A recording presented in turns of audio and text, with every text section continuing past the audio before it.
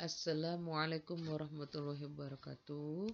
Apa kabarnya anak-anakku sekalian? Semoga kalian dalam keadaan sehat walafiat dan selalu dalam lindungan Allah. Anak-anak, sebelum kita memulai pembelajaran, kita berdoa terlebih dahulu. Bismillahirrahmanirrahim. Rabbi zidni ilman warzuqni fahman. Ya Allah, tambahkanlah ilmuku dan berilah aku ilmu pemahaman. Anak-anak, kita sudah masuk tema 8 subtema 1 pembelajaran 3 dan 4, di mana tujuan pembelajarannya adalah menjelaskan jenis pekerjaan penduduk dan kegiatan ekonomi berdasarkan tempat tinggal, menjelaskan amanah dalam teks fiksi, menjelaskan tokoh utama dalam teks fiksi, serta menjelaskan karakteristik individu dalam anggota keluarga. Itulah tujuan pembelajarannya. Anak-anak, penduduk Indonesia tempat tinggalnya berbeda-beda. Setiap tempat tinggal memiliki lingkungan dan sumber daya yang berbeda-beda, sehingga mempengaruhi jenis pekerjaan penduduk yang tinggal di lingkungan tersebut. Ada orang yang tinggalnya di perkotaan, ada orang yang tinggalnya di pedesaan. Jenis-jenis pekerjaan di perkotaan memiliki jumlah penduduk yang padat sehingga banyak memunculkan jenis pekerjaan. Hal ini mengakibatkan banyak dibangunnya kawasan perkantoran. Jenis pekerjaan terdapat di perkotaan biasanya adalah perkantoran atau pegawai kantor, guru atau dosen, dokter, karyawan pabrik,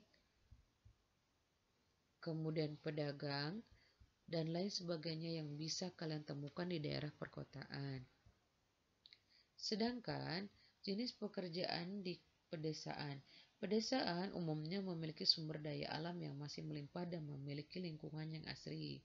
Banyak penduduk desa yang bekerja dengan memanfaatkan sumber daya alam yang tersedia. Misalnya, penduduk pedesaan yang tinggal di dataran tinggi umumnya bekerja sebagai petani dan peternak. Sedangkan penduduk pedesaan yang tinggal di daerah pantai umumnya sebagai nelayan.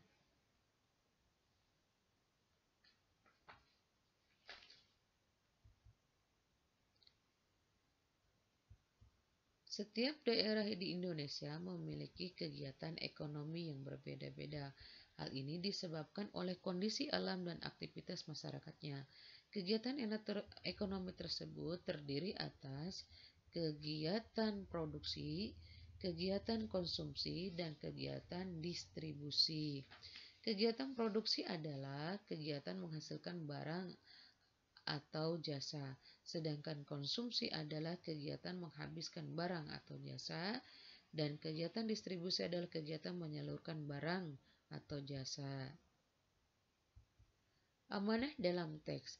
Amanah dalam teks itu dapat kita baca atau dapat kita ketahui dengan membaca keseluruhan. Apa sih amanah? Amanah itu adalah pesan yang terkandung di dalam suatu cerita. Untuk mengetahui amanah yang terkandung dalam sebuah teks, maka kita dapat memperhatikan hal ini. 1. Harus membaca cerita dengan seksama. 2. Memahami karakter atau watak setiap tokoh yang berperan.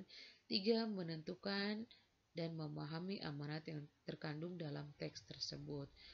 Itulah hal-hal yang harus diperhatikan untuk memahami amanah atau pesan dalam sebuah teks.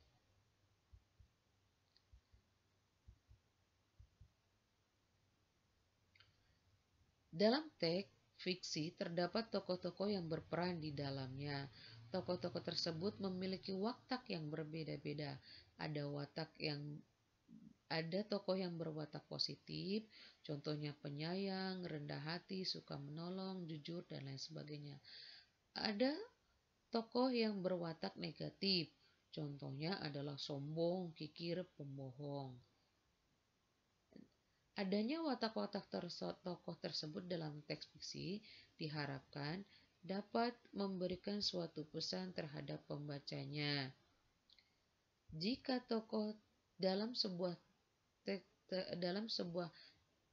cerita tersebut berwatak positif, maka diharapkan kita dapat meniru watak tersebut dalam kehidupan sehari-hari. Tapi jika tokoh yang berwatak negatif, kita dapat menghindari dan tidak meniru watak tersebut. Nah, itulah watak dalam atau tokoh dalam sebuah teks fiksi. Dalam teks fiksi juga, tokoh itu ada dua, yaitu tokoh utama dan tokoh tambahan. Tokoh utama biasanya merupakan tokoh sentral dan pelaku utama yang mengalami semua peristiwa dalam cerita. Biasanya tokoh utama itu muncul di awal kalimat, di tengah, dan di akhir. Di akhir cerita.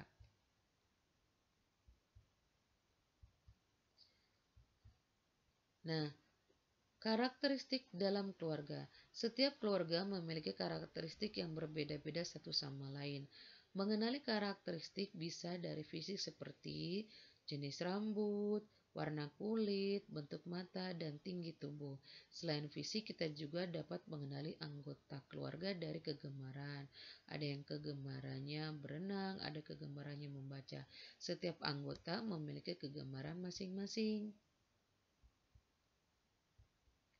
Demikian pembelajaran untuk hari ini. Semoga apa yang Ibu berikan dapat bermanfaat dan Ibu ucapkan terima kasih. Wassalamualaikum warahmatullahi